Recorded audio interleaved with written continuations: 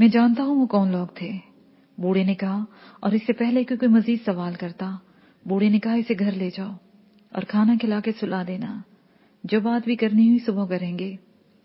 ایک motor cycle پڑی تھی وہاں، وہ تمہاری تھی یا؟ ایک بیٹے نے فکرہ جان بوجھ کر ادھورا چھوڑ دیا، وہ میری ہی تھی، مراد نے دھیمے سے لہجے میں بتایا۔ چل آ جاتی ہے، تم چلو بھائی کے ساتھ گھر، ہم آتے ہیں، اسی بیٹے نے کہا اور وہاں سے چل دیے۔ مراد ان کے ساتھ موٹر سائیکل پر بیٹھ گیا۔ نیا پیراگراف۔ صبح کی نیلگو روشنی ہر طرف پھیلی ہوئی تھی۔ مراد بیدار ہو گیا تھا۔ اسے انہوں نے گھر کی چھت پر سلایا تھا، وہاں سے وہ گاؤں دیکھ سکتا تھا۔ اس کے ساتھ ہی چارپائیوں پر بوڑھے فضل دین کے بیٹے پڑے ہوئے تھے، ان میں سے ایک جاگ گیا تھا۔ اس نے مراد کو بیدار ہوتے دیکھ کر کہا، چلا نہا لے پھر ناشتہ کرتے ہیں۔ وہ اٹھا تو مراد بھی اس کے ساتھ چل دیا۔ اس وقت وہ نیچے مہمان خانے میں ناشتہ کر چکے تھے۔ جب فضل دین ان کے پاس آ کر بیٹھ گیا، مراد اور اس کے ہی ایک بیٹے نے صاف ستھرے کپڑے پہنے بیٹھا ہوا تھا۔ فضل دین نے مراد کی طرف دیکھا اور آہستہ سے بولا، بیٹا تم جب تک چاہو میں تمہیں یہاں اپنے پاس رکھ سکتا ہوں، لیکن ایک بری خبر ہے تمہارے لیے، تمہیں چوکی تھانے جانا ہوگا۔ بری خبر؟ وہ کیا ہے بابا جی؟ مراد نے تیزی سے پوچھا تو فضل دین نے تحمل سے کہا، تمہاری دشمنی بڑے ڈاڈے لوگوں کے ساتھ لگ گئی ہے، وہ کوئی معمولی لوگ نہیں ہیں، تم بھی جانتے ہو اور میں بھی جانتا ہوں۔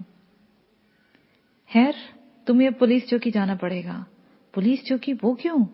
اسے تیزی سے پھر پوچھا، یار تمہیں پتا ہے پولیس ان کے ساتھ ملی ہوئی ہی نہیں، کھاتی بھی انہی کا ہے، ان کے اشاروں پر ناچتی ہے۔ انہوں نے جو پرچہ تم پر کٹوایا تھا نا، اس وجہ سے ماسٹر کرامت کو انہوں نے پکڑ کر حوالات میں بند کر دیا ہے تاکہ تم… فضل دین نے بڑی احتیاط سے تحمل کے ساتھ بتایا تھا، لیکن یہ لفظ مراد کے دل پر چھری چلا گئے تھے۔ وہ بےتابی سے اٹھتے ہوئے بولا، مجھے جانا ہوگا۔ ہاں بیٹا تجھے جانا ہی ہوگا، لیکن فکر نہ کرو، تم چلو میں کچھ کرتا ہوں۔ ماسٹر کرامت کا میں بڑا احترام کرتا ہوں، فضل دین نے کہا تو مراد اٹھ کر باہر چلا گیا۔ ایک بیٹا اس کا موٹر سائیکل لے آیا، وہ اس پر بیٹھا اور تیزی سے چوکی تھانے کی طرف نکل گیا۔ چوکی تھانہ اس پتلی سی سڑک کے کنارے بنا ہوا تھا جس کے شمال میں 2 فرلانگ کے فاصلے پر ہائی وے گزرتی تھی اور جنوب میں تھوڑے سے فاصلے پر گاؤں تھا۔ وہ چوکی تھانہ اس علاقے کے لیے تھا جہاں پر ایک ASI، ایک حوالدار کے ساتھ چند پولیس کانسٹیبل ڈیوٹی دیتے تھے۔ قریبی گاؤں میں اس علاقے کا سب سے بڑا زمیندار سردار سکندر رہتا تھا، جو اس علاقے کا MNA بھی تھا۔ پورے علاقے میں اسی کا حکم چلتا تھا۔ مراد حسن کو یہ اچھی طرح معلوم تھا کہ رات والے گنڈے سردار سکندر نے ہی بھیجے تھے۔ اس وقت جبکہ وہ چوکی تھانے کی طرف جا رہا تھا، بلا شبہ وہ لوگ اس کی طاق میں ہوں گے۔ وہاں تک جانا کسی طور بھی خطرے سے حال ہی نہیں تھا، لیکن اس کا باپ کرامت علی ہی اس کے لیے سب کچھ تھا۔ رات اس پر اچانک وار کیا گیا تھا۔ وہ جانتا تھا کہ اس کی راہ میں گنڈے نہیں آئیں گے۔ اس کے باپ کو پکڑا ہی اس لیے گیا تھا کہ اس کے سامنے لایا جائے۔ مراد حسن نے بائک چوکی تھانے کے اندر جا کر روک دی۔ سامنے ہی میز کرسی لگا ASI بیٹھا ہوا تھا، اس کے پاس ایک پولیس کانسٹیبل کھڑا تھا۔ ان سے تھوڑے فاصلے پر اس کا باپ کرامت علی کچے فرش پر سر نہوڑے بیٹھا ہوا تھا۔ اپنے باپ کو اس حالت میں دیکھ کر اس کا دل غم و غصے سے پھٹ گیا۔ چند لمحوں کے لیے تو اس کے حواس ہی جواب دے گئے۔ اس کا جی چاہا وہاں موجود ہر بندے کو ختم کر دے جنہوں نے اس کے باپ کی یہ توہین کی تھی۔ اس نے بائک کو سٹینڈ پر لگایا اور سیدھا اپنے باپ کے پاس گیا۔ کرامت علی اسے دیکھ کر اٹھ کر بیٹھ گیا۔ اسے یوں بڑھتا دیکھ کر 2-4 پولیس کانسٹیبل قریب ہوتے چلے گئے۔ وہ اپنے باپ کے پاس جا کر روہانستا ہوتے بولا، ابا جی مجھے معاف کر دیں، میری وجہ سے آپ کو یہ ذلت دیکھنا پڑی، مجھ جیسا بد نصیب۔ نہیں بیٹا ایسے مت کہو، یہ مصیبت اور آزمائش کے دن ہیں، گزر جائیں گے، تم ہمت سے کام لو، ہم بات کرتے ہیں۔ کرامت علی نے اپنے بیٹے کو حوصلہ بڑھاتے ہوئے کہا، یہ کیسی آزمائش ہے ابا جی؟ یہ کہتے ہوئے اس کی آنکھیں بھیگ گئیں۔ تبھی ماسٹر کرامت نے اس کی گال پر ہاتھ رکھتے ہوئے سنجیدگی سے کہا، جو ظلم کے خلاف اٹھتا ہے نا، وہ روتا نہیں، वरना उसकी सारी कुव्वत उन आंसू में बह जाती है। हिम्मत कर। ये लफ्ज अभी उसके मुंह में ही थे कि वहां के एएसआई ने ऊंची आवाज में बड़ी हकारत से कहा, ओ चल ओए बुड्ढे, बड़ी होगी राजो न्याज की बातें, चल इधर आ। हराम के इस पिल्ले को लेकर मुराद हसन का खून खोल गया। उसका जी चाहा कि ये सारी अहलाक की हदें एक तरफ रख के पहले इस एएसआई की गर्दन उड़ा दे। वो दांतों पर दांत जमाए उसकी जानब बढ़ने ही वाला था कि उसके बाप ने बाजू पकड़ते हुए सुकून से कहा, सब्र कर, अभी वक्त नहीं। वो चाहते ही यही है कि तुम कुछ गलत करो। सब्र कर मेरा बेटा। मुराद हसन का बदन ढीला पड़ गया। उसने अपने बाप की जानब देखा और एएसआई की जानब बढ़ गया। वो दोनों बाप बेटा उसकी मेज के पास जाकर खड़े हो गए। एएसआई ने हकारत से दोनों पर निगाह डाली और एहसान कर देने वाले अंदाज में बोला, और बुड्ढे, ये तेरा बेटा अब आ गया है, अब तू जा। देखो मेरे बेटे का कोई कसूर नहीं। आप लोगों को कोई गलत फहमी हो गई है, इसलिए मास्टर करामत ने बड़े सुकून से उसे समझाने लगा। तो वो भड़क उठा, तुझे बुजुर्ग समझकर यहां बाहर बिठाए रखा है, वरना 4 लित्तर मार के यहां हवालात में डाल देता। जो कह रहा हूं वो कर। जा, चला जा यहां से। हमें कानून सिखाता है। मुराद का दिमाग खोलने लगा था। उसे एएससी की हकारत भरी जुबान ने भड़का कर रख दिया था। वो कुछ बोलने ही लगा था कि मास्टर करामत ने कहा, मैं समझता हूं कि ये सब क्या हो रहा है, हमें जाने दो। ओए, बकरी चोरी का केस है तेरे पुत्र पर, एफआईआर कट चुकी है। मुझे इसे लेकर शहर जाना है और तुम घर जाने की बात कर रहे हो। आखिरी बार कह रहा हूं, चला जा यहां से, वरना भी तुझे इसके साथ बंद कर दूंगा। एएसआई ने उसी बदतमीजी से कहा, चल ठीक है, मुझे भी इसके साथ बंद कर दे। मास्टर करामत ने हतमी अंदाज में कहा तो मुराद ने बेबसी से अपने बाप को देखा। वो सब समझ रहा था कि ये सब कौन करवा रहा है और ये ऐसे ही किसकी जुबान बोल रहा है। उसने गौर से एएसआई की तरफ देखा तो भड़क गया। वो उठा और उसने घुमाकर मुराद के चेहरे पर थप्पड़ मार दिया। आंखें नीचे कर बेगैरत, तुम ठीक नहीं कर रहे। मुराद ने खुद पर इंतहाई काबू रखते हुए कहा, तो फिर इस तरह ठीक होगा कि 4 लित्तर मारकर तेरे बाप को भी तेरे साथ ही हवालात में डाल दूं। एआईएसए ने गुस्से में कहा, मैं जानता हूं तुम सरदारों के कहने पर ये सब कर रहे हो। उतना ही करो जितना बर्दाश्त कर सको।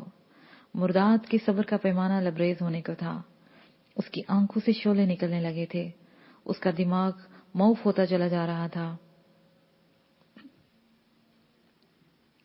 ओए, डालो इसे अंदर, देखता हूं ये करता क्या है। एआईएसए ने अपने किसी मातहत से कहा। इससे पहले कि वो कुछ कहता, थाने में मोटरसाइकिल दाखिल हुआ। उस पर फजलदीन और उसका बेटा था। वो आकर अभी खड़े ही हुए थे कि एक जीप के साथ चंद मोटरसाइकिल सवाल मजीद आ गए। उन्हें यूं आता देखकर एक लम्हे के लिए एएसआई घबरा गया। उसने इर्द गिर्द देखा। चंद पुलिस कांस्टेबल खड़े थे जो खुद खौफजदा हो गए थे।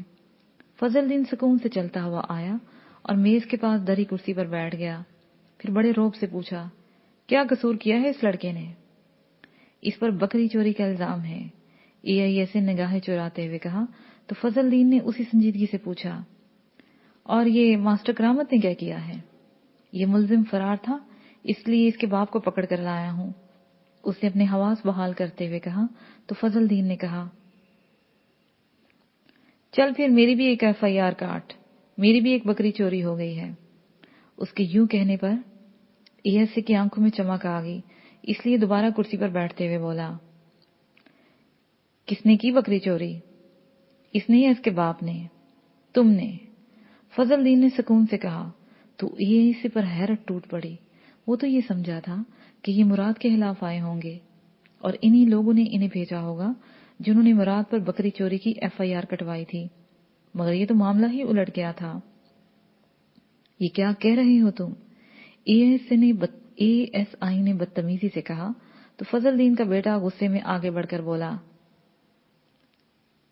ओए बकवास बंद कर और जरा तमीज से बात कर। क्या चाहते हो तुम लोग? एएसआई ने फौरन सारी बात समझते हुए तेजी से पूछा। वो झूठी एफआईआर खत्म कर और दोबारा मुराद की तरफ आंख उठाकर भी ना देखना। बता देना इन्हें, बस बहुत हो गया। اگر کسی کی عزت نہیں کر سکتے تو بے عزت ہونے سے بچ جاؤ. میں لے جا رہا ہوں بھائی کرامت کو. یہ کہہ کر وہ اٹھا اور ماسٹر کرامت کا ہاتھ پکڑ کر چل دیا. فضل الدین کے بیٹے نے مراد کو چلنے کا اشارہ کیا اور وہ سب چوکی تھانے سے باہر آ گئے. وہ سب ان کے ساتھ گاؤں تک گئے. جیسے ہی وہ گاؤں میں داخل ہوئے فضل الدین نے کہا، لے بھائی کرامت، تو چل گھر اور سنبھل کر رہنا. ان بغیرتوں کا کوئی پتہ نہیں، آج کل ہی میں ان کا بندوبست کرتے ہیں. بس مجھے ایک بار شہر جانا پڑے گا. گھر تو آؤ کوئی. ماسٹر کرامت نے کہنا چاہا تو وہ جلدی سے بولا، بس ابھی نہیں، میں آؤں گا بس 1-2 دن میں، پھر بیٹھ کر باتیں کریں گے، اس نے کہا اور اپنے بیٹے کو چلنے کا اشارہ کیا. وہ دونوں باپ بیٹا گھر کی جانب چل دیے. وہ جس گلی سے گزرتے لوگ انہیں حیرت سے دیکھے جا رہے تھے، یہی گاؤں تھا جہاں وہ برسوں سے رہ رہے تھے. اتنی حیرت اور اجنبیت انہوں نے پہلے کبھی نہیں دیکھی تھی. وہ تیزی سے چلتے ہوئے اپنے گھر میں داخل ہو گئے، جہاں صحن کے کونے میں کرامت علی کی بیوی اور بیٹی سہمی ہوئی بیٹھی تھی. وہ انہیں دیکھتے ہی دیوانہ وار آگے بڑھی. بیٹی باپ کے گلے لگ کر رونے لگی اور ماں اپنے بیٹے کے ساتھ لگ کر دھاڑی مارنے لگی. وہ انہیں تسلی دلاسے دیتا رہا. مراد اپنے کمرے میں لیٹا ہوا تھا. اس کا چہرہ ابھی تک ASC کے تھپڑ سے سنسنا رہا تھا. وہ سنسناہٹ جس قدر بڑھ رہی تھی، اس کے اندر غصہ اسی طرح ابل رہا تھا. زندگی میں پہلی بار اس نے طاقت کا زور دیکھا تھا. وہ کمزور تھے اور 2 تھے. تب ASI بھی بڑی بڑھ کے مار رہا تھا، لیکن فضل الدین کو دیکھ کر اس کا سارا روب جھاگ کی مانند بیٹھ گیا. اس کے ذہن میں انتہائی تلخی سے سوچ گونجی، یہ ہمارا معاشرہ کیسا جنگل ہے. یہاں صرف طاقت کی زبان ہی سمجھی جاتی ہے.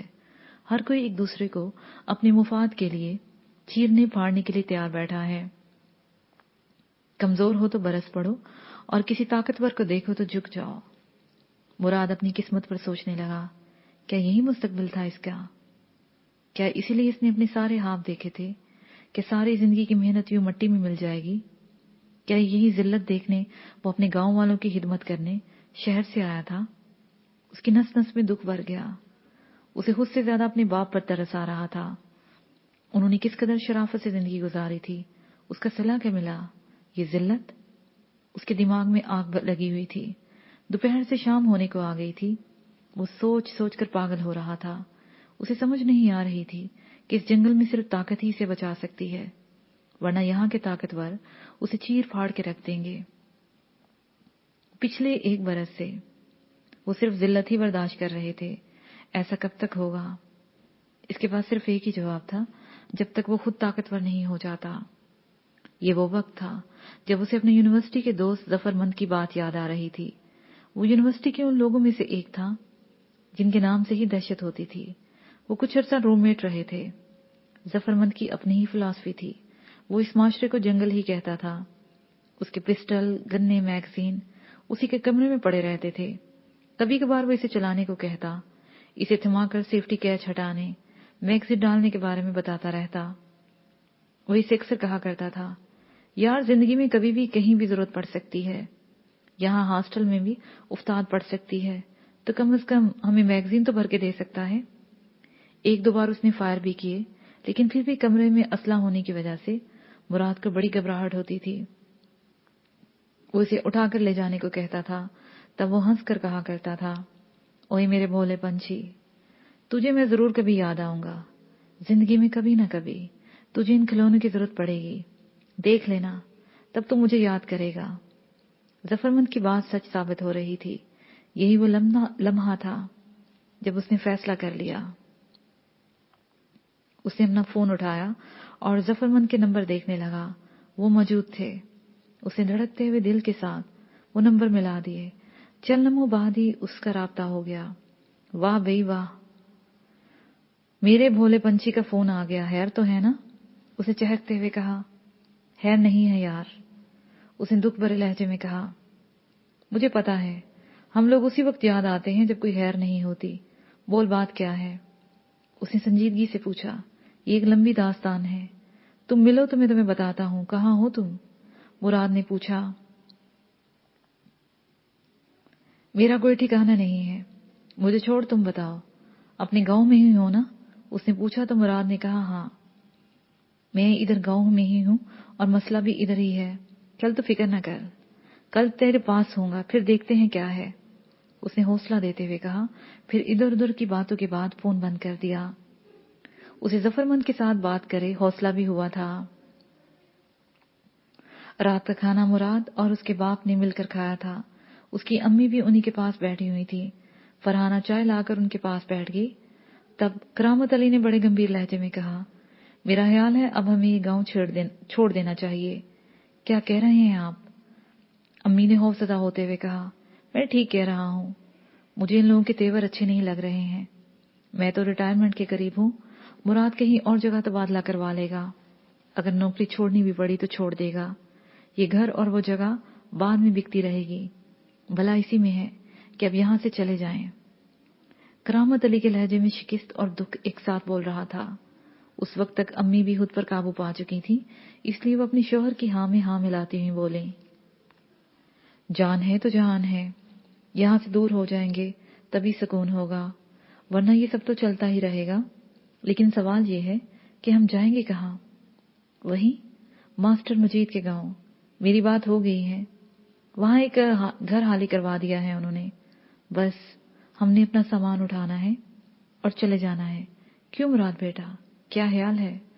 करामत अली ने सुकून से पूछा तो लहजे में दुख झलक रहा था। तभी मुराद ने सादतमंदी से कहा, आपने फैसला किया है तो ठीक है। मैं सुबह ही 1 माह की छुट्टी अप्लाई कर देता हूँ और आपकी दरखास्त भी भेज देता हूँ। बस 1 आध दिन में हम यहाँ से चले जाएंगे। जितना सामान सुबह जा सका उतना तो भिजवा ही देंगे। करामत अली ने हतमी लहजे में कहा, ठीक है। मुराद ने कहा तो उनके दरमियान फैसला हो गया था कि अब वो इस गांव में नहीं रहेंगे। अगले दिन की सुबह मुराद स्कूल चला गया। उसे वहां महकमाना तौर पर छुट्टी अप्लाई करना थी। इसके अलावा एक जूनियर को चार्ज देना था। जबकि करामत अली गांव के कुछ लोगों के साथ सामान इकट्ठा करवाने लगा। दोपहर तक ट्रक ने आ जाना था जिस पर सामान जाना था। दोपहर तक काफी सामान इकट्ठा हो गया था। गांव के लोग बड़े दुख से उनका वहां से जाना हुआ देख रहे थे। मुराद अपनी बाइक पर स्कूल से वापस आ गया। वो लोग ट्रक का इंतजार कर रहे थे कि उनके दरवाजे पर एक 4 व्हील जीप आ रुकी। उसके साथ ही 2-3 मजीद जीपें भी रुक गईं। उनमें से कई बंदे बाहर आ गए। वो सब दंदनाते हुए घर में दाखिल हो गए। ओए कहाँ है बेगैरत, एक ने गन लहराते हुए कहा और दूसरे सहन में जमा शुदा सामान को तोड़ने फोड़ने लगे। इस अचानक उफ्ताद पर मुराद और करामत अली बाहर निकले। कौन हो तुम लोग? और ये तुम? करामत अली ने गुस्से में कहा। तो उनमें से जो सबसे आगे था वो बोला, तुम क्या समझते हो? तुम चोरी चोरी यहां से भाग जाओगे और हमें पता भी नहीं चलेगा। सरदार साहब समझ गए हैं कि तुम लोग बेगैरती से बाज नहीं आओगे, इसलिए तुम लोगों का खत्म हो जाना ही जरूरी है। देखो तुम लोग भी बाज आ जाओ। मुराद ने हद दर्जे गुस्से में कहना चाहा तो एक गुंडे ने आगे बढ़कर कहा, क्या करेगा तू? बोल तू क्या करेगा? ये कहते ही सारे के सारे इस पर पल पड़े। करामत अली उसे बचाने आया तो वहां मौजूद दूसरों ने उसे पकड़ लिया। वो फकत 2 थे और वहां 15-20 लोग। वो उन्हें उछाल उछाल कर फेंक रहे थे। जिसका जहां जी आता वो उसे मारता। थप्पड़, घोंसे, ठोकरे खाते वो दोनों जमीन पर गिर गए थे। चीखती हुई मां ने ववेला किया। उन्हें बचाने को आगे बढ़ी तो एक गुंडे ने उसके सर पर गन का दस्ता मारा। वो वहीं ढेर हो गई। फरहाना पागलों की तरह अपनी मां की जानिब बढ़ी। तब उसे भी ठोकरों पर रख लिया गया। उसकी चीखें बुलंद होने लगी। गलीज गालियां, करबनाक चीखने चिल्लाने, दिलदोज आहो बका और दर्दनाक आवाजों में कान पड़ी आवाज सुनाई नहीं दे रही थी। उनके सहन में कोहराम बरपा था। वो सब वहशियों की तरह इन्हें मार रहे थे। मुराद का बस नहीं चल रहा था कि वो किसी को पकड़ ही लेता। उसे तो ये भी एहसास नहीं हो पा रहा था कि कितने लोग हैं जो उसे मार रहे हैं। वो बेबस हो चुका था। उसके थोड़े ही फासले पर उसके बाप को जमीन पर लटाकर मारा जा रहा था। ऐसे में किसी ने ऊंची आवाज से कहा, ओ चलो खत्म करो, बहुत हो गया, मारो सबको और आग लगा दो। ये आवाज उबरना थी कि एक फायर हुआ। करामत अली की चीख फजा में बुलंद हुई। मुराद ने देखा उसका बाप खून में लथपथ था। اس کی ماں آگے بڑھی تو اسے بھی گولی مار دی. وہ چکرا کر گری. فرحانہ دیکھ رہی تھی کہ اس کا بھائی خون میں لت پت ہے. وہ اس کی جانب بڑھی. انہی لمحوں میں ایک فائر ہوا اور فرحانہ گوم کر گر پڑی. آخری فائر انہوں نے مراد حسن کے مارا. اس دوران کسی نے سامان کو آگ لگا دی. چند لمحوں میں شعلے بلند ہوئے. مراد حسن بلند ہوتے شعلوں کو ہی دیکھ سکا. پھر وہ ہوش و حواس سے بیگانہ ہوتا چلا گیا. اسے کوئی خبر نہ ہوئی کہ وہ حملہ آور کب واپس چلے گئے. نیا پیراگراف. مراد حسن کو ہوش آیا تو سب سے پہلے اسے ارد گرد کی آوازیں سنائی دی. کافی دیر بعد جب اس نے آنکھیں کھولی تو ہر طرف دھندلا سا دکھائی دیا. آہستہ آہستہ دھند صاف ہوئی تو اسے ظفرمند کا چہرہ دکھائی دیا. وہ اس پر جھکا ہوا تھا. مراد اسے مخاطب کرنا چاہتا تھا. اس نے پوری قوت لگا کر پوچھنا چاہا لیکن اس کی آواز ہی نہیں نکلی. اس کی آواز کہیں اندر ہی گونج کر رہ گئی. تبھی اس کے سامنے سے ظفرمند کا چہرہ ہٹا تو وہ بے چین ہو گیا. اس کے ساتھ ہی ڈاکٹر سمیت کئی چہرے جھک گئے. 2 گھنٹے بعد مراد کافی حد تک ہوش میں تھا. وہ بہت کچھ پوچھنا چاہ رہا تھا لیکن اس کے قریب کوئی نہیں تھا. اسے ارد گرد کی آوازیں سنائی دے رہی تھی مگر باوجود کوشش کے وہ ہل نہیں پا رہا تھا. کتنا ہی وقت یوں ہی بیت گیا. تبھی ظفرمند کا چہرہ اسے دکھائی دیا. وہ اس پر جھکا ہوا تھا. امی، ابو، فرحانہ، اس کے لبوں سے اتنا ہی نکل سکا. اس پر ظفرمند خاموش رہا. اس کے چہرے پر کرب چھا گیا. وہ چند لمحے اسے دیکھتا رہا پھر گمبھیر لہجے میں بولا، سن سکتے ہو تو سن لو، واپس دنیا میں نہیں رہے. یہ لفظ تھے کہ نشتر اس کا اندر تک چیر گئے. اسے خود پر قابو پانا مشکل ہونے لگا. دماغ کی ہر سوچ جامد ہو گئی. ایک سناٹا اس کے ارد گرد پھیل گیا. پتہ نہیں کتنا وقت وہ یوں ہی رہا. وہ رونا چاہتا تھا مگر رو نہیں پا رہا تھا. اسے یوں لگ رہا تھا جیسے درد سارا اس کے بدن میں پھیل رہا ہو. اس نے پوری بدن کی ہمت اکٹھی کی اور پوچھا، وہ کہاں؟ تم 3 دن بعد آج ہوش میں آئے ہو. اب مجھے نہیں پتا میں اس پر شکر کروں یا افسوس کروں کہ تمہاری زندگی بچ گئی. انہیں وہیں گاؤں میں دفنا دیا ہے. ان کی تو رسم کل بھی ہو گئی. ظفرمند نے یوں کہا جیسے کہ بہت غصے میں خود پر قابو پا کر کہتا ہے. اس پر مراد کی آنکھیں بھیگ گئی. آنسو پلکوں پر آ کر آنکھوں کے کونوں تک آ گئے. تب ظفرمند نے اپنی پوروں سے اس کے آنسو پونچھتے ہوئے کہا، دیکھو ایسا ان لوگوں کے ساتھ ہوتا ہے جو اپنوں کو بھی نہ بچا سکیں. میں اسے ناجائز شرافت کہتا ہوں. ظالم بڑے آرام سے ظلم کر دیتا ہے اور خود ظلم سہ لیا جائے. یوں بیڈ پر پڑے عورتوں کی طرح اگر رونا ہے تو مر جاؤ. تیرے جیسا بندہ اس دنیا میں نہیں چل سکتا. پھر بھی تمہیں کسی نے مار ہی دینا ہے لیکن اگر مرد کی طرح جینا ہے تو جی کر دکھاؤ. اٹھو اس بیڈ سے. 2-4 گولیاں کھا کر یوں 3 دن سے بیڈ پر پڑے ہو. مجھے تمہارے دوست ہونے پر دکھ ہو رہا ہے. وہ غصے میں کہتا چلا جا رہا تھا. جہاں اس کے لفظ تضحیق کا میز تھے وہاں اس کے اندر سے ایک نئی جولانی پیدا کرنے لگے تھے. اسی لمحے مراد نے اٹھنے کی کوشش کی لیکن اٹھ نہ سکا. ظفرمند کے ہونٹوں پر یوں مسکراہٹ پھیل گئی جیسے اسے من چاہی مراد مل گئی ہو. اسے سر ہلاتے ہوئے مراد کا کندھا دبایا اور اسے واپس بیڈ پر ہی لیٹے رہنے کا اندیا دیا. نیا پیراگراف. مراد کا وہ ہسپتال میں 7واں دن تھا. ظفرمند اسے گاؤں سے نکال کر شہر والے سرکاری ہسپتال میں لے آیا تھا. وہ وہاں گاؤں میں اس وقت پہنچا تھا جب حملہ آور جا چکے تھے. گاؤں والے سوچ رہے تھے کہ مراد کو کیسے ہسپتال پہنچایا جائے. اس نے وہاں ایک لمحہ بھی دیر نہیں کی اور اسے اٹھا کر شہر والے ہسپتال لے آیا. وہ جس کی زندگی بچا سکتا تھا اس کے لیے اس نے بھرپور کوشش کی تھی. اس نے آتے ہی نوٹوں کی ایک بڑی گڈی ڈاکٹر کے سامنے رکھ دی اور اسے علاج کرنے کا کہا. اس نے ہاکروب سے لے کر ڈاکٹر تک ہر کسی کو خوش کر دیا تھا.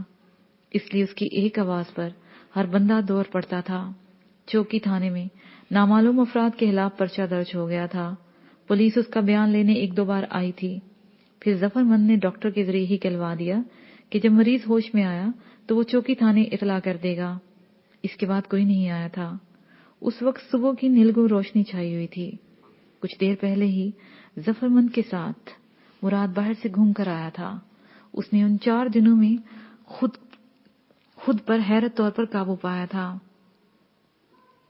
اس میں جہاں مراد کی اپنی قوت ارادی تھی، وہاں ظفرمند کی باتیں اس کے لیے کسی طاقت کا اثر دکھا رہی تھی۔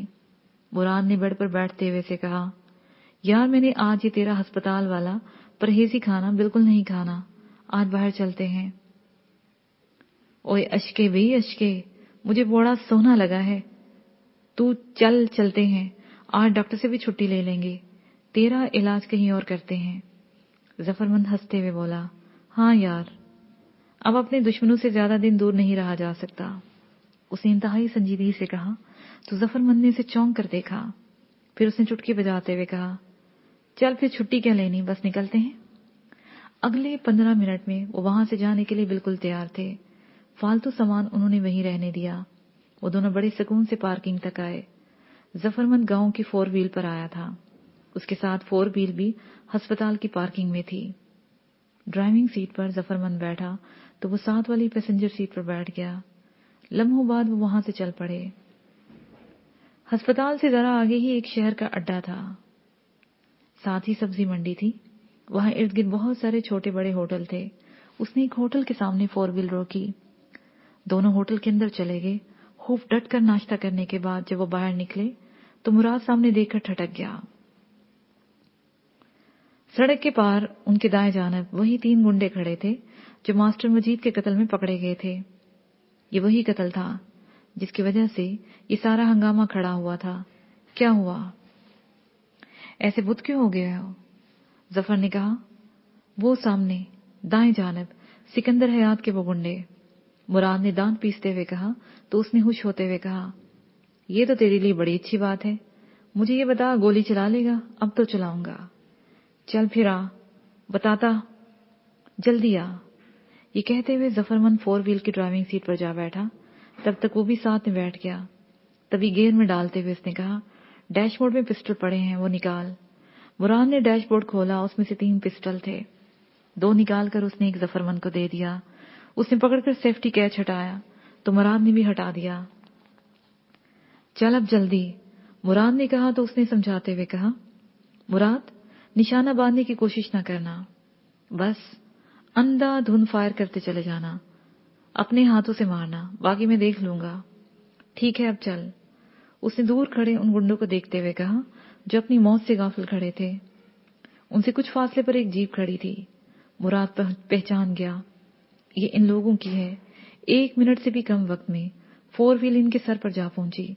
جیسے ہی وہ ان کے قریب پہنچے، مراد نے پسٹل باہر نکالا اور اندھا دھند فائرنگ کر دی۔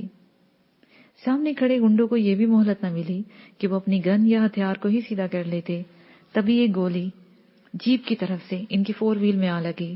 ظفرمند نے اسے نشانے پر رکھ کر فائر کر دیا۔ فائرنگ کی آواز سے آنن فانن ہلچل مچ گئی۔ راہگیر ادھر ادھر بھاگنے لگے۔ وہ 4 گنڈے وہیں سڑک پر ڈھیر ہو گئے تھے۔ ایسے میں مراد کی نگاہ جیپ پر پڑی۔ وہاں ایک بندہ دبکا ہوا بیٹھا تھا، وہ پتہ نہیں کس کے انتظار میں تھا۔ مراد نے اس کی طرف دیکھا اور فائر کر دیا۔ وہ دبک گیا۔